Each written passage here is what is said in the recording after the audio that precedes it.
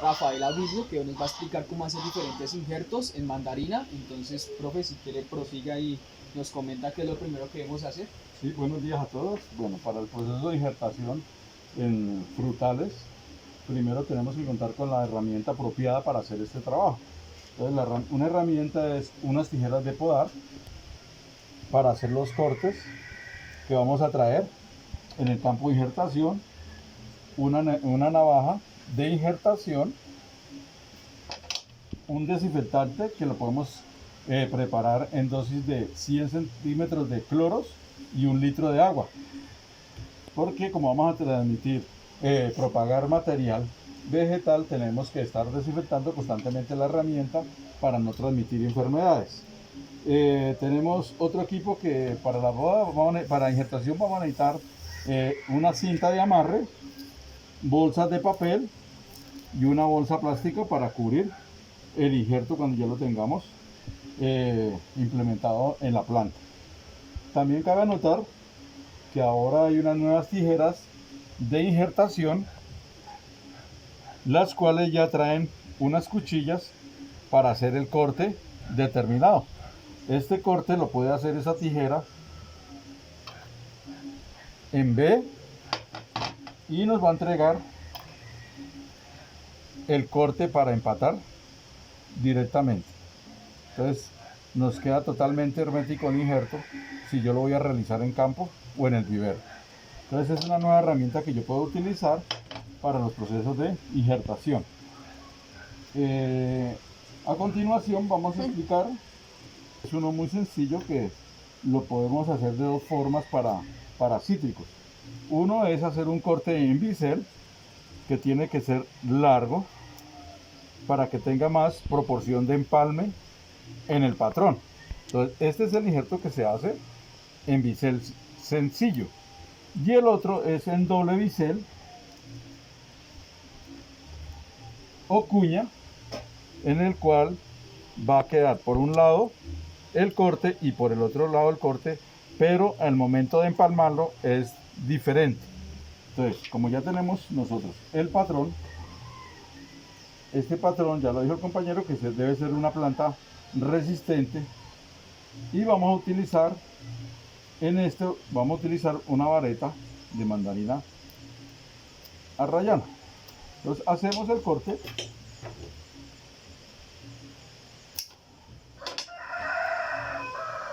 Una recomendación es que el tamaño de la vareta o el injerto tiene que ser del mismo grosor, tienen que ser los dos del mismo grosor para que quede un buen empalme. Entonces ya hicimos el primer corte en bisel, hacemos el segundo.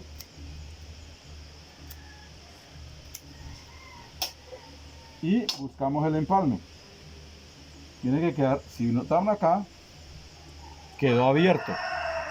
Siempre que debe tener bien pegadito para que la propagación sea eficiente. Entonces tenemos que hacer el corte acá más profundo para que empalme. Entonces aquí ya no se empalmó, tiene que estar totalmente ligado. Luego de eso procedemos a hacer el amarre. Para el amarre utilizamos una cinta. Las cintas vienen de diferentes colores, solo con el fin para identificar qué tipo de injerto voy a hacer, porque yo puedo utilizar aquí para mandarina rayana, para mandarina oneco. Entonces cada una va a ser de diferente color. Recuerde que debemos ajustar muy bien para que no le entre nada de aire y que quede totalmente empalmado.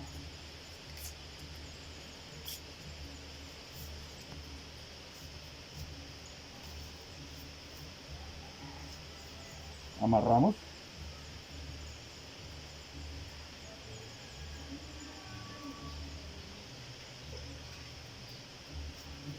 Y ajustamos.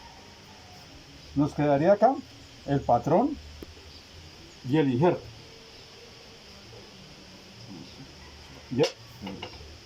Ya cuando tenemos el injerto, vamos a hacer lo siguiente. Se utiliza una bolsa de papel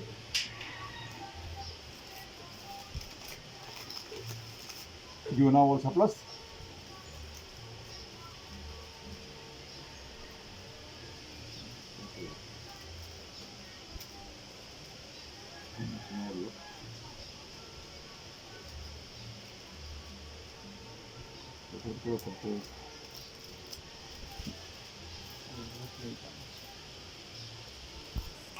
Bueno, cuando ya tenemos la planta injertada, como está a campo abierto, necesita protección.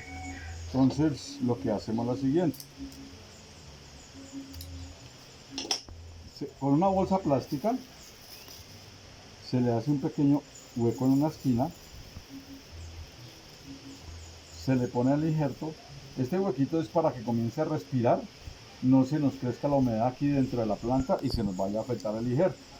Después de eso le ponemos una bolsa de papel, que es la que nos va a dar oscuridad.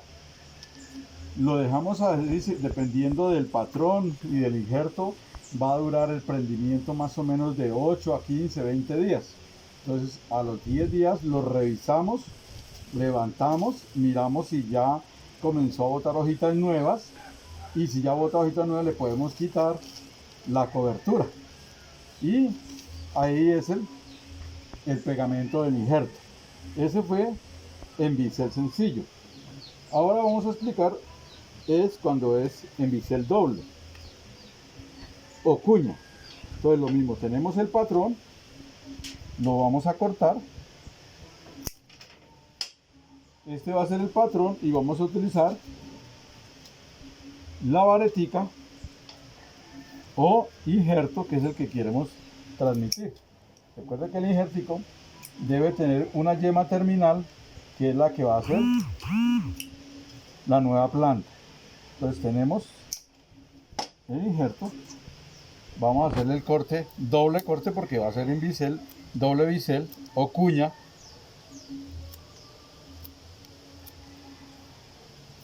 Tenemos la cuñita y ya en el patrón solamente le vamos a hacer una ranura por toda la mitad.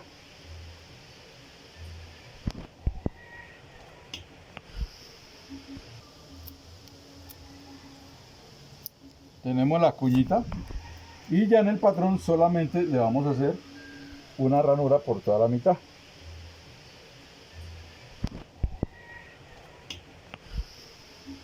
Introducimos para que nos quede totalmente adherido.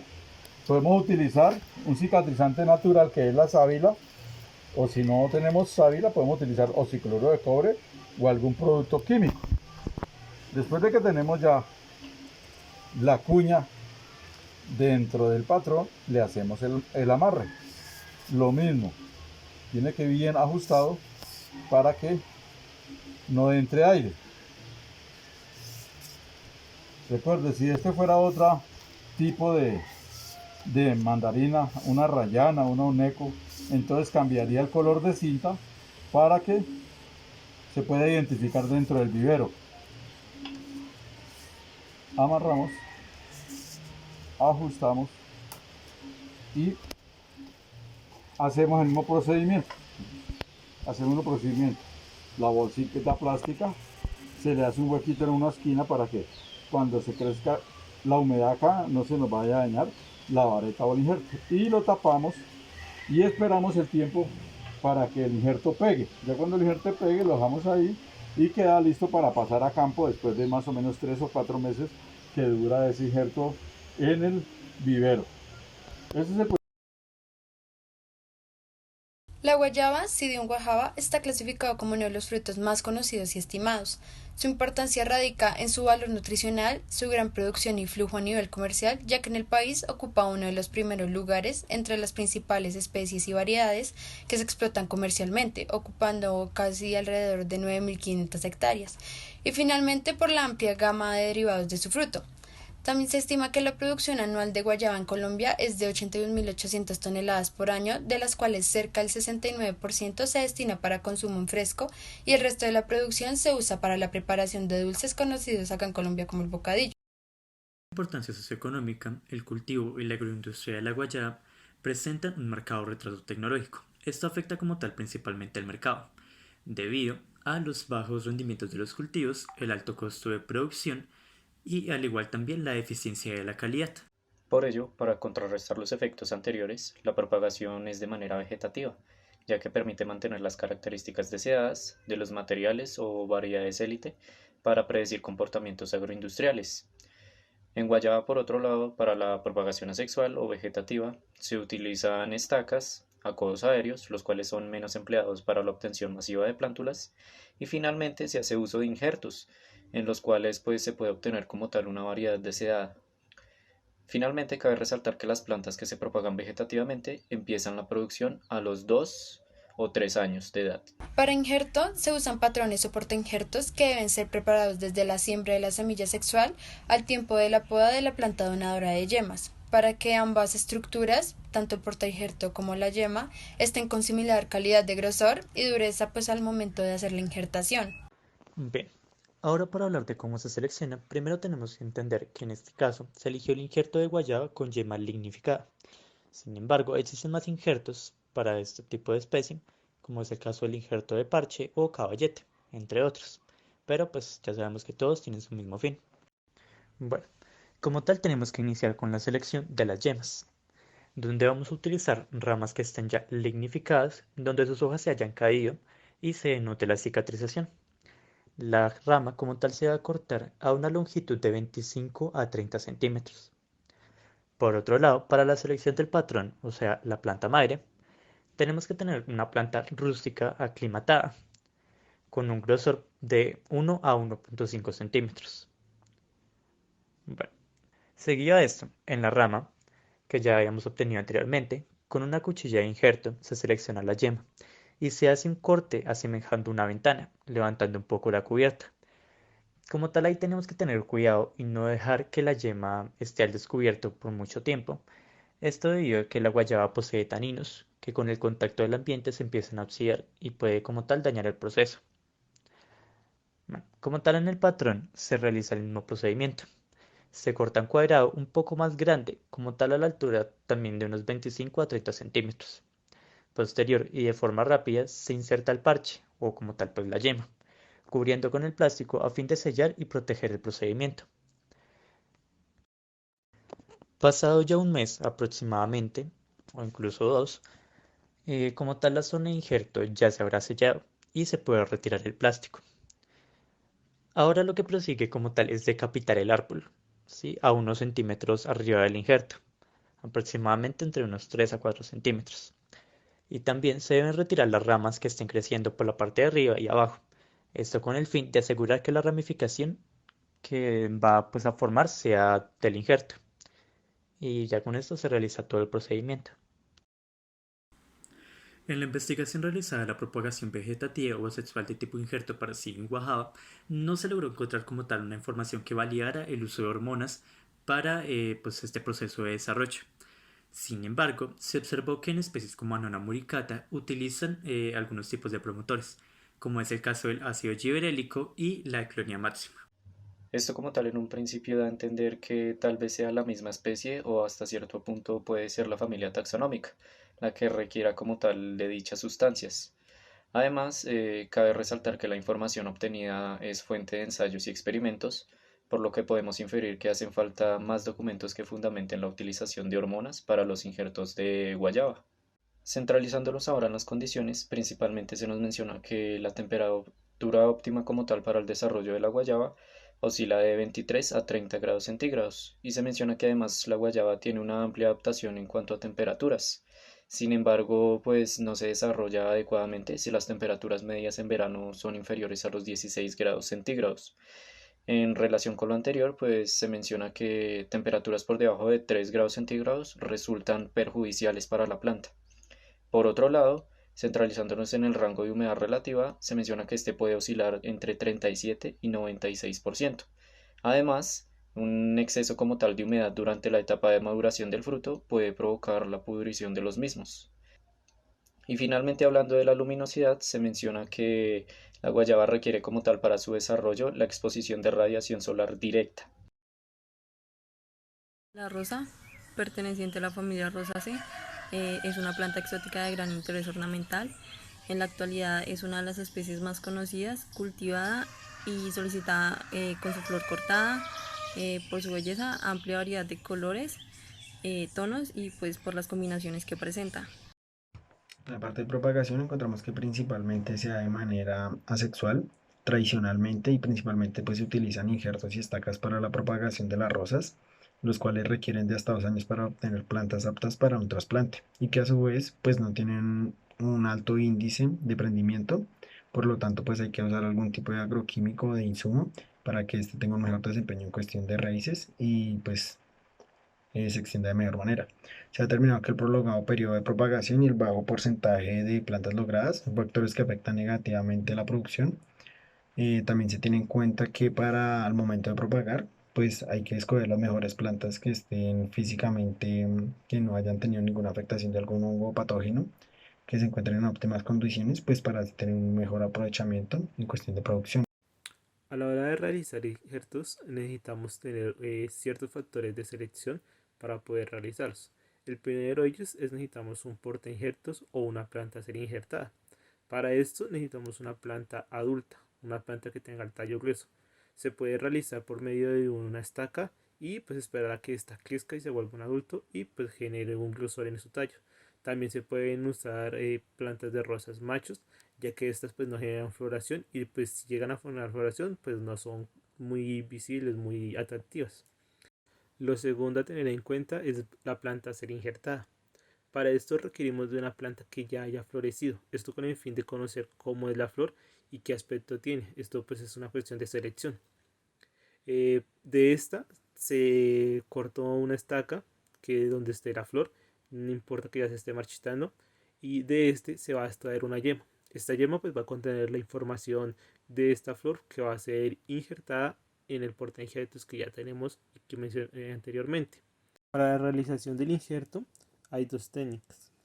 La primera de ellas es realizando un corte en forma de T en el portainjertos y trayendo la yema que se extrajo de la planta a injertar y insertándola en este corte. Este se cubre con cinta con el fin de que no haya una pérdida de humedad y pues que la planta también pueda generar un flujo de savia y demás nutrientes que asimilan el injerto.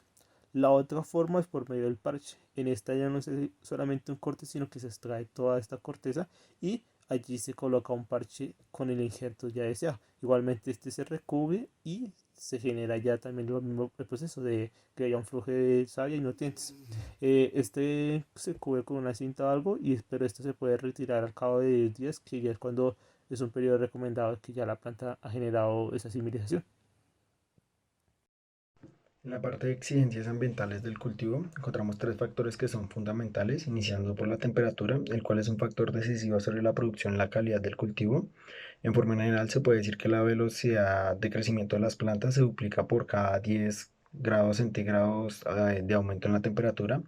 Se puede decir que las temperaturas óptimas para el crecimiento de estos y desempeño de este cultivo varían entre los 17 a 25 grados centígrados, preferiblemente ni muy por debajo de los 17 ni muy por encima de los 27 grados centígrados.